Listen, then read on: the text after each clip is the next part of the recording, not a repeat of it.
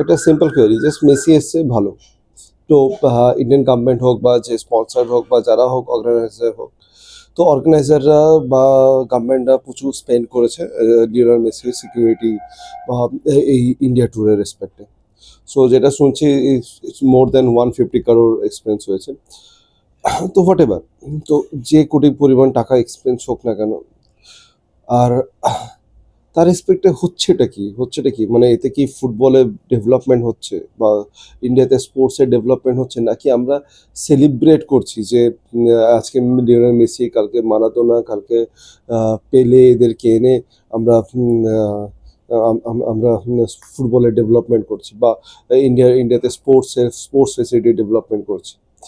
যেটা আমি অবজার্ভ করলাম, যেটা যেটা আমি দেখলাম, তো লাস্ট কয়েক বছর ধরে দেখেছি মারাদোনা এসছে কলকাতাতে, স্ট্যাচু উদ্বোধন হয়েছে, এখানে রিসেন্ট মেসি এসছে, স্ট্যাচু উদ্বোধন হয়েছে, but infrastructure level of development হয়নি, লিটারালি হয়নি। যদি আমি ইন্ডিয়ার স্পোর্টস, ইন্ডিয়া ফুটবল স্পোর্টসের রেসপেক্টে বলি, ফুটবলের রেসপেক্টে বলি, তো ইন্ডিয়ার র্যাঙ্ক তো পুরো তলানিতে উঠে গেছে। তার আগে তো সিরিয়া বা অন্যান্য ছোট ছোট দেশ, সাইপ্রাস, এরা এরা অনেক ওপরে। তো ছোট ছোট দেশ এগিয়ে, আমরা ইভেন চায়না এগিয়ে, তো আমাদের র্যাঙ্ক তো নিচেই নামছে। তো লিওনেল মেসি, মারাদোনা, পেলে, এদেরকে এনে তো আমরা কি করছি, আমরা ওদের অ্যাচিভমেন্টটাকে, আমি যেটা ফিল করি, ওদের অ্যাচিভমেন্টটাকে আমরা সেলিব্রেট করছি না, আমরা স্পোর্টসের এক্সপেক্টে কোনো প্রপার ইনফ্রাস্ট্রাকচার তৈরি করছি, বা আমাদের ইন্ডিয়ার বাজেটে আমরা চায়না বা অন্যান্য ইউরোপিয়ান কান্ট্রির মতো ইনফ্রাস্ট্রাকচার তৈরি করছি বা বাজেট অ্যালোকেট করছি।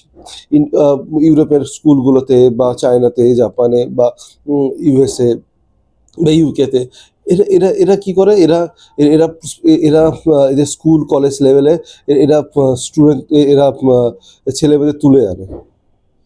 ইভেন আর্জেন্টিনাতেও সেম, ফুটবলের রেসপেক্টে করে। তো আমরা করছি এটা কি, যেটা আমার যেটা আমার ধারণা, আমরা শুধু সেলিব্রেট করছি, আমরা ইনফ্রাস্ট্রাকচার ডেভেলপ করছি না। ইভেন তো কলকাতা, ইন্ডিয়ার বাকি জায়গাগুলো তো অলমোস্ট সিমিলার। ঠিক আছে, কলকাতা যেখানে ফুটবলের মক্কা বলা হতো, এটাও সিমিলার সিচুয়েশন। সেই একটাই যুবভারতী ক্রীড়াঙ্গন, একটাই ইডেন গার্ডেন, কোনো প্রপার ইনফ্রাস্ট্রাকচার নেই, একটাই, সবই একটাই। না, আগে যেরকম বাংলা ডমিনেট করতো ফুটবলের রেসপেক্টে, এখন সেটা ডমিনেট করেই না। ইন্ডিয়াতে বেঙ্গল ফুটবলার খুবই কমে গেছে। ঠিক আছে, তো ইনফ্রাস্ট্রাকচার তেমন বেঙ্গলে নেই। তো এটাই এটাই আর প্রত্যেক বছর আমাদের এখানে বাইরে থেকে প্লেয়াররা আসে, তাদের স্ট্যাচু উদ্বোধন হয়, তাদেরকে আমরা মানে তা ফেলিসিটেট করি। এটাই, এরা আসে, এনজয় করে, মজা করে চলে যায়, আর আমরা তা ওদেরকে নিয়ে আনন্দ করি, আর কিছুই করি না। এটাই হচ্ছে। কোথায় কোথায়, কবে কবে আমরা মানে এটা যদি হতো যে যে ওদেরকে আনলাম, ওদের থেকে খুব মোটিভেট হয়ে গেলাম, মোটিভেট হয়ে আমরা আমাদের ছেলেমেয়েরা ওরকম লেভেলে পৌঁছাচ্ছে বা ওদের জন্য ওই রকম সুযোগ সুবিধা করে দিচ্ছি, তাহলে একটা মানা যেত। বাট সেরকম কিছুই তো করছি না। আনছে, মজা করছে, ছবি তুলছে, এ করছে, চলে যাওয়া হচ্ছে। কি মানে, আপনি বলুন না। 10 লাখ টাকা, 11 লাখ টাকা, 12 লাখ টাকা শুধু সেলফি তোলার জন্য এক্সপেন্ড করেছে শুনেছি। টিকিট 10,000, 12,000, 13,000, এই এত হাজার হাজার টাকা খরচা করে টিকিট দেখতে আসছে, ওদের দেখতে আসছে। তো সেই জায়গায় যদি সেই স্পিরিট আমরা যদি ইন্ডিয়ার ফুটবলারদের পেছনে এক্সপেন্স করি, ওদের ওই রকম ম্যাচ অর্গানাইজ করি, ওই রকম ছেলে মেয়েদের তুলে আনি, মানুষের মধ্যে এনকারেজমেন্ট তৈরি করি যে ভাই ফুটবল খেলতে এসো, এই আমরা ফরওয়ার্ড ফেসিলিটিস দেবো, প্রত্যেকটা স্কুল কলেজ লেভেলে আমরা ডেভেলপমেন্ট ফেসিলিটিস ক্রিয়েট করব, তাহলে একটা মানা যেত, তাহলে একটা মানা যেত। বাট কি হলো, কি হলো? ঠিক আছে, দেখুন, আপনারা জাজ করুন, আপনাদের কি ভালো মনে হয় জানাবেন।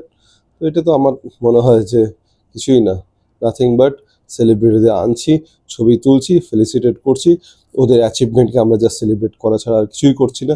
আমাদের দেশের ইনফ্রাস্ট্রাকচার বা বাচ্চাদের মধ্যে স্পোর্টস নিয়ে এনকারেজমেন্ট তৈরি করা, এসব কিছুই করছি না, বেসিক্যালি কিছুই করছি না। কিছুই করছি না। জানাবেন আপনাদের ওপিনিয়ন। Thank you.